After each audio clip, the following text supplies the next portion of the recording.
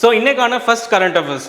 அவங்க இப்போ ரீசெண்டாக என்ன பண்ணியிருக்காங்கன்னு பார்த்தீங்கன்னா ஒரு ஷார்ட் ஃபிலிம் வந்து எடுத்திருக்காங்க. அந்த ஷார்ட் ஃபிலிம் யார் எடுத்திருக்கா, இது எதுக்காக எடுத்திருக்காங்கன்றது தான் ஃபர்ஸ்ட் கொஸ்டின். ஸோ இப்போ ரீசெண்டாக வந்து நம்மளோட டேரக்டரான விக்னேஷ் சிவன் அவர்கள் என்ன பண்ணியிருக்காங்கன்னு பார்த்தீங்கன்னா ஃபர்ஸ்ட் ஒரு டிராஃபிக் அவேர்னஸ் வீடியோ வந்து கிரியேட் பண்ணியிருக்காங்க.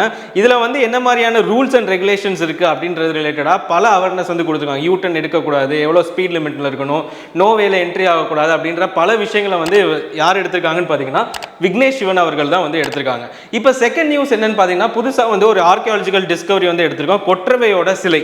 இந்த கொற்றவையோட சிலை எங்கேருந்து கண்டுபிடிச்சிருக்காங்கன்னு பார்த்தீங்கன்னா உளுந்தூர்பேட்டையிலேருந்து கண்டுபிடிச்சிருக்காங்க அப்படின்றத நீங்கள் ஃபஸ்ட்டு நோட் பண்ணிக்கோங்க. எங்கேருந்து? உளுந்தூர்பேட்டையிலேருந்து வந்து கண்டுபிடிச்சிருக்காங்க. இது வந்து 5 அடி அளவில் இருக்குது. இது எந்த காலத்தை சேர்ந்ததுன்னு பார்த்தீங்கன்னா பல்லவ காலத்தை சேர்ந்தது அப்படின்றத தெரிஞ்சுக்கணும். இதில் அந்த கொற்றை உருவத்துக்கு பின்னாடி சில அனிமல்ஸ் வந்து கொடுப்பிட்டிருக்கு, விலங்குகள். அதில் வந்து சிங்கம் இருக்குது, அப்புறமா வந்து கவரிமான் வந்து இருக்குது அப்படின்றதையும் வந்து நீங்கள் வந்து தெரிஞ்சுக்கணும். இப்போ மூணாவதாக வந்துட்டு who is appointed as the MD and CEO of SBI Capital Markets அப்படின்னு வந்து கேட்டிருக்காங்க.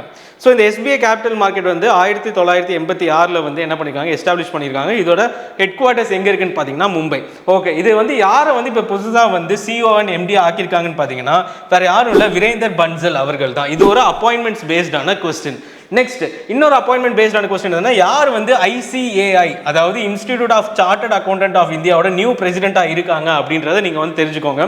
இதுக்கான ஆன்சர் என்னன்னு பார்த்தீங்கன்னா ரஞ்சித் குமார் அகர்வால் அவர் தான் என்ன பண்ணியிருக்கோம், ICAI-ஓட ஒரு புது பிரசிடென்ட்டாக வந்து கொண்டு வந்திருக்கோம். இந்த புது பிரசிடென்ட் ஓகே, ICAI பற்றி சில நியூஸ். ICAI வந்து ஒரு கான்ஸ்டியூஷனல் பாடியா ஸ்டாட்யூட்டரி பாடியா அப்படின்னு தெரிஞ்சுக்கிறதுக்கு முன்னாடி கான்ஸ்டியூஷனல் பாடினா என்ன அப்படின்னா for example finance commission article number 280 எல்லாருக்குமே தெரியும். இதெல்லாம் நோட் பண்ணி வச்சுக்கோங்க, தெரியாதுன்னா 280 தெரியும்.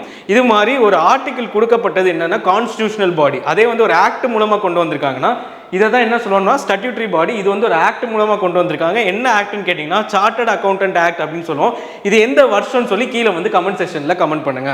இப்போ அடுத்ததான் வந்து மிலன் 2024 சொல்லி ஒரு நேவல் எக்ஸசைஸை வந்து அதாவது கடற்படை பயிற்சியை வந்து கொண்டு வந்திருக்காங்க. இது யார் ஹோஸ்ட் பண்ணா அப்படின்னு வந்து கேட்டிருக்காங்க. இதுக்கான ஆன்சர் என்னன்னா இந்தியா. ஓகே, இப்போ நேற்று வந்து நம்ம மிலிட்ரி எக்ஸசைஸ் பார்த்தோம், இன்றைக்கி வந்து நம்ம நேவல் கடற்படை பயிற்சி வந்து பார்க்குறோம். ஸோ இதில் எக்ஸாம்பிள்ஸாக சிலது சொல்கிறேன், நோட் பண்ணிக்கோங்க.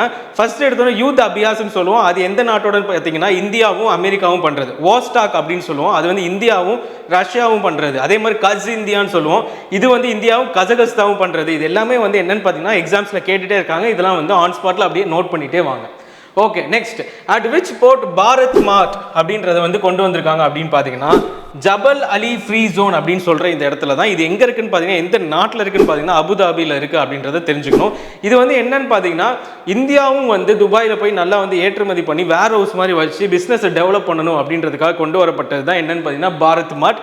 இதை யார் இக்னாரேட் பண்ணாங்கன்னு பார்த்தீங்கன்னா நம்மளோட பிரைம் மினிஸ்டரான நரேந்திர மோடி அவர்கள் தான் வந்து இதை வந்து பண்ணியிருக்காங்க. So next which is the host city of the 45th chess Olympiad. போன வருஷம் வந்து யார் பண்ண நம்ம எல்லாருக்குமே தெரியும், தமிழ்நாட்டிலேருந்து ஒர்க்கு வந்து நடந்திருக்குன்னு சொல்லி நம்ம பார்த்துருந்தோம். இப்போ இந்த 45th எங்கே நடக்குதுன்னு பார்த்தீங்கன்னா ஹங்கேரியில் தான் நடக்குது அப்படின்றத நீங்கள் ஃபர்ஸ்ட் வந்து தெரிஞ்சுக்கோங்க. ஹங்கேரியில் புடபெஸ்ட் அப்படின்ற ஒரு இடத்துல தான், என்னது புடபெஸ்ட் அப்படின்ற இடத்துல தான் வந்துட்டு இந்த 45th செஸ் ஒலிம்பியாட் வந்து நடக்குது அப்படின்றத ஃபர்ஸ்ட் அண்டர்ஸ்டாண்ட் பண்ணிக்கோங்க. இது நம்மளோட youth affairs and sports minister ஆனவர் தான் என்ன பண்ணியிருக்காருன்னா அதோட செஸ் ஒலிம்பியாடோட டார்ச்சை வந்து ஹங்கேரியில் போய் ஒப்படைச்சிருக்காருன்றது நீங்கள் வந்து தெரிஞ்சுக்கணும்.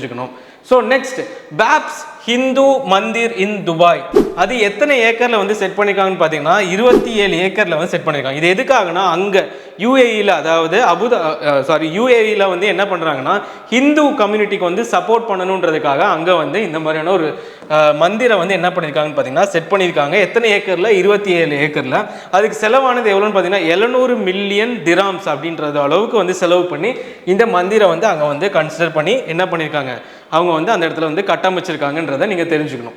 அடுத்து வந்து பிரசிடென்ட் திரௌபதி முர்மு வந்து ரீசெண்டாக ஒரு பில்லை வந்து பாஸ் பண்ணியிருக்காங்க. அது என்ன பில்னு பார்த்தீங்கன்னா பொது தேர்வுகள் நியாயமற்ற வழிமுறைகளை தடுத்தல், prevention of unfair means public எக்ஸாமினேஷன்ஸோட பில்லை தான் என்ன பண்ணியிருக்காங்க ஆக்டாக வந்து மாற்றிருக்காங்க.